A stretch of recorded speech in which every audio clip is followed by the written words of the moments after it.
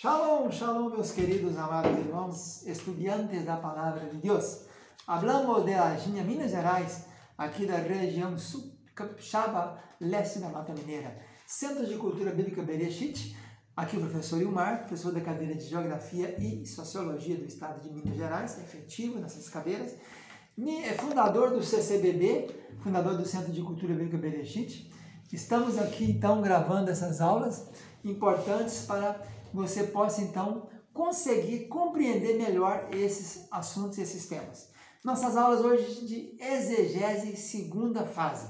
Na primeira fase, tivemos várias aulas, agora a segunda fase é uma parte mais prática, né? Deixando um pouco a teoria de lado. Na aula passada falamos sobre os principais erros e formas erradas de interpretação e os cuidados. Hoje falaremos dos princípios de interpretação. Primeiro princípio discriminativos. Esse princípio é pelo qual devemos fazer distinção entre as coisas que Deus estabelece diferença. Então é preciso entender essas diferenças. Por exemplo, criatura e filho de Deus são coisas distintas.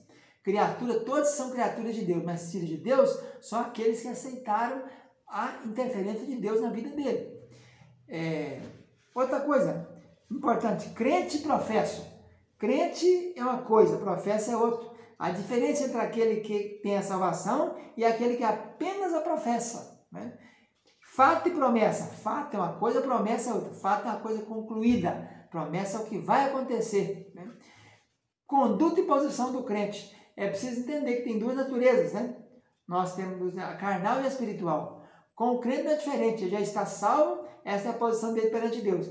Entretanto, ele precisa de andar em espírito, andar em novidade de vida, andar prudentemente, andar dignamente, andar em amor, andar sabiamente, andar em Cristo, andar com Deus.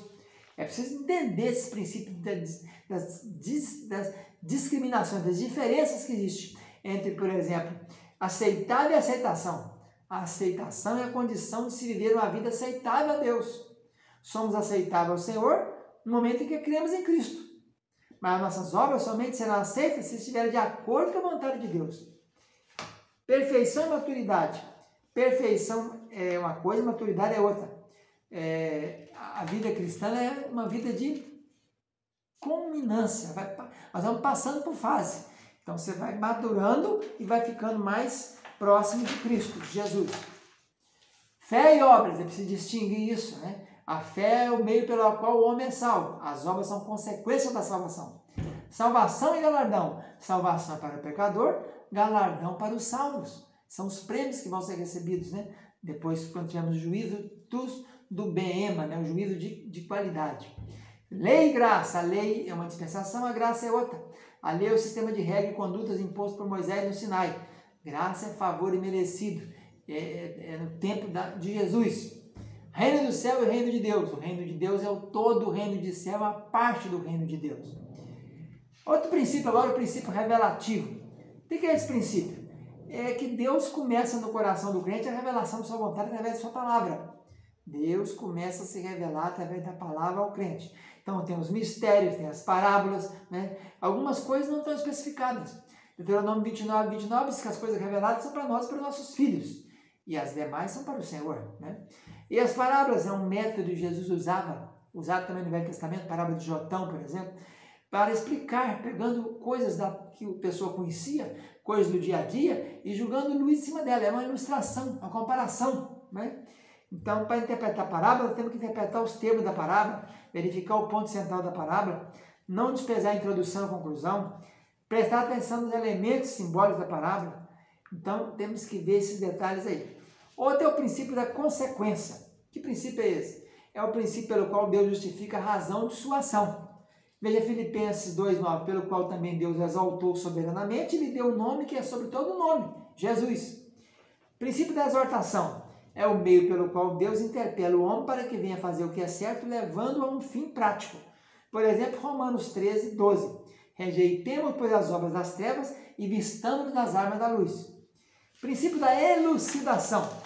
Esse princípio é aquele pelo qual Deus garante aos obedientes o conhecimento da sua verdade. Elucidar é trazer luz é explicar, né? O pecado cegou o entendimento do homem. Somente o Espírito Santo pode iluminar essa compreensão, né? Esse princípio é pelo qual Deus revela e garante ao homem fiel o conhecimento de sua vontade. Outro princípio, princípio da vontade de Deus. Esse é o princípio pelo qual Deus explica de modo amplo e infinito para o homem finito, através de ensinos finitos. Por exemplo, a Trindade é um mistério nunca revelado, né? 3 mais 1 só. A gente não consegue entender isso aqui humanamente, mas é um mistério.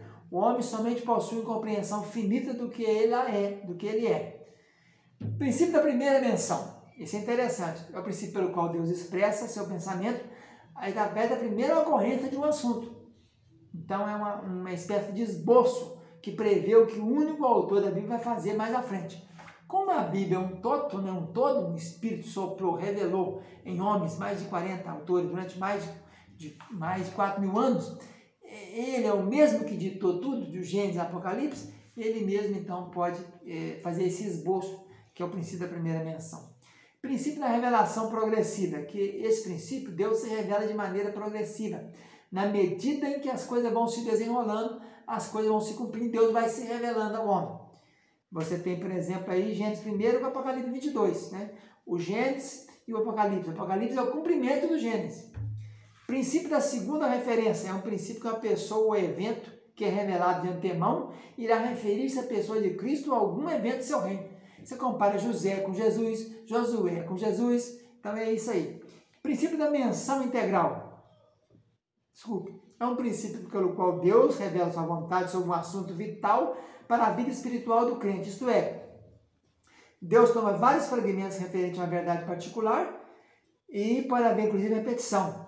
Então, você tem aí esse princípio da menção integral. Se fala, a verdade vital é revelada para o crente de uma vez só. Princípio ilustrativo é o princípio pelo qual Deus mostra sua insatisfação ao pecado através de ilustrações de juízos. A gente encontra isso aí muito nos profetas, né? Princípio da menção subsequente é o princípio que Deus revela mais tarde os detalhes de acontecimentos passados, ou então fala de acontecimentos que antes não foram mencionados. É como se fosse uma adução, uma complementação. Então você encontra em Salmo 105, 17 e 18, falando que os pés de José foram presos em grilhões, mas lá no Gênesis não fala disso. Outro exemplo, em Hebreus 9, 19, fala sobre o sangue aspergido nas ombreiras da porta, que a gente não encontra categoricamente no Êxodo. Outro princípio, o princípio da repetição. Esse princípio parece com a revelação progressiva, né? Deus repete verdades em sua palavra, acrescentando ou não algum detalhe aqui ou ali. Então você tem, por exemplo, em Gênesis 2, Deus repete a criação do homem feita em Gênesis 1, com outros detalhes, né?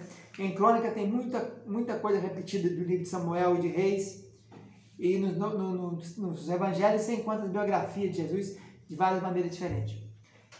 Partindo para o fim, princípio do paralelismo. Esse é o princípio pelo qual o assunto é esclarecido através de passagens paralelas ou correlatas. É muito usado nos livros poéticos, né? Tem os paralelos reais e os paralelos verbais. Princípio das figuras. Tanto quanto possível, devemos interpretar a Bíblia literalmente. Mas, depois disso, uma das tarefas primeiro do exegeta é determinar se o sentido do texto é literal ou é figurado. Como saber o sentido? Frequentes erros têm sido cometidos quando se interpreta literalmente o que Jesus falou de forma figurativa. Isso é muito importante, né?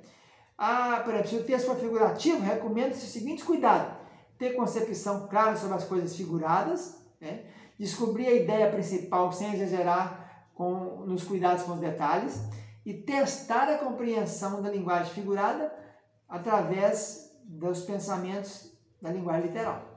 E por penúltimo, o princípio numérico é que Deus dá significado aos números. O 6 é o número do homem, o 4 da totalidade, o 7 é o número de Deus, o 8 da abundância da gordura. Isso realmente tem fundamento. E para encerrar, o princípio temporal que é empregado tempos designativos para tempos. Existem termos próprios para tempos próprios. Então você encontra em Apocalipse um tempo, tempos e metade de um tempo, que é a linguagem figurada para 3 anos e meio, né? A linguagem literal que possui significado simbólico. Então isso aí. Ficamos por aqui com os princípios dentro da exegese. Fica na paz, tchau, tchau.